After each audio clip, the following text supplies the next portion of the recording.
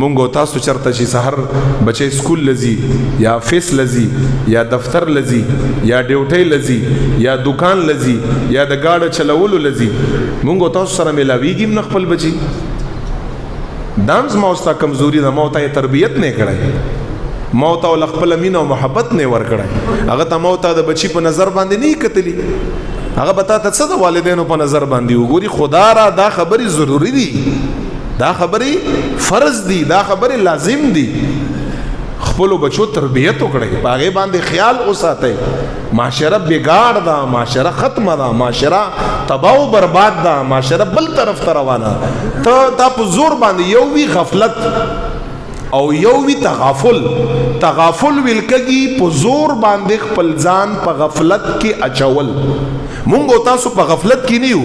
مونږ او تاسو په تغافل کې یو یعنی دا خپل ځانم په زور باندې په غفلت کې اچول سترګې پټو یعنی جی بس بچی سره بستر کې پټي نن سبا دا زمانہ داسې ولې ور سره ستر کې پټي خپل بچای به پوخ ربای سترګې پټول پکې په کوم ځای کې راغلي هغه غلط طرف ته روان دي چې سترګې ور سره پټي حضور مبارک صحابه کرامو به همسا په خپل دروازو کې راز وړاند کړي و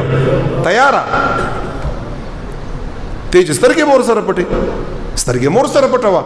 خر تر جوړيږي بیا انسان نه تر جوړيږي ګر تاسو ګورئ نه نافرمان تر جوړيږي قتل و غارت کوي معاشره تباہ کوي روسته بیا نه کنټرول کیږي دا بچو تربیت وکړي تاسو په دې باندې نظر وساتئ تاسو حضور مبارک نه زیات خپويږي مونږ تاسو حضور مبارک قدر نرم نه یو څومره چې حضور مبارک نرم دی خو بیا هم سختی کړي ولی حضور مبارک نه فرمای کلم چې بچای سو کلوشي د او کلو حضور مبارک تربیت ته ګوري بچایم چې د او کلوشي محبوب علی السلام فرمای د مونږ تلقین ورته کوي دروغ بنوای مونږ تاسو ورته کړی تلقین مونږ تاسو په خپل باندې مونږ نه کوو بیا بس بیا مو وای خلکو ته چې ما بچی ته دعا وکا هر شی په دعاګانو باندې نه کیږي صاحبانو زما واستام څه ذمہداري ده هر شی په تعویذ او په دې باندې نه کیږي زما واستام څه ذمہداري ده کله هر شی په دمو په تعویذ باندې کېدای په دین اسلام کې د احکام رسول الله مبارک د الله د طرف نه ولې وروړي ولې ځان تاسو دوکا کوي بیا څه فرمای حضور مبارک چې لسو کلو شي حالانکه لسو کلو کې زما واستام ماشوم بالغ نه هغه مکلف نه خو حضور مبارک فرمای چې کله لسو کلو شي او منځ نه کوي منځ تلقین مور کوا او لک ډبول مور کوا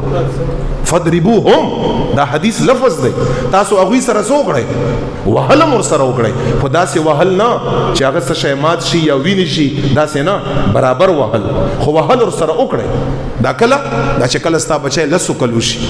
دا د تربیت ورزي دي او بیا حضور مبارک فرمای وفرقوا بین المضاجع او چې لسو کلوشي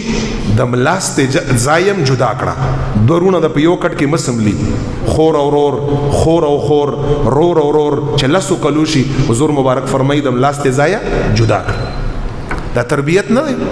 دا ستا کړه زما استا بالغ بچای دی په ایمان باندې وای نن سبا یې موږ هغه قضا کړه تا تر تپوس کړه ما په خپل باندې سبا یې موږ نه کړه نو زب بچی نه څه تپوس کړه ته په خپل باندې سحر جمع ته اوچت شستا بچي بوچتی